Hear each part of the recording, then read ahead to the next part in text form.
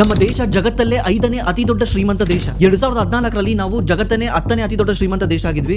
ಇವತ್ತು ನಮ್ಮ ದೇಶ 5ನೇ ಅತಿ ದೊಡ್ಡ ಶ್ರೀಮಂತ ದೇಶ ಆಗಿದೆ. ಆಕ್ಚುಲಿ ನಾವು ಇದನ್ನ ನಂಬ್ಕೊಂಡು ನಮ್ಮ ದೇಶನ ಶ್ರೀಮಂತ ದೇಶ ಅನ್ಕೊಂಡ್ರೆ ನಮ್ಮಂತ ಶತಮೂರ್ಖರು ಯಾರು ಇರಲ್ಲ. ಯಾಕಂದ್ರೆ ಯಾವುದೇ ಒಂದು ದೇಶ ಶ್ರೀಮಂತ ದೇಶ ಅಂತ ಕರೆಯಕ್ಕೆ ಆ ದೇಶದ ಪರ್ ಕ್ಯಾಪಿಟಲ್ GDP ನ ನೋಡ್ತಾರೆ.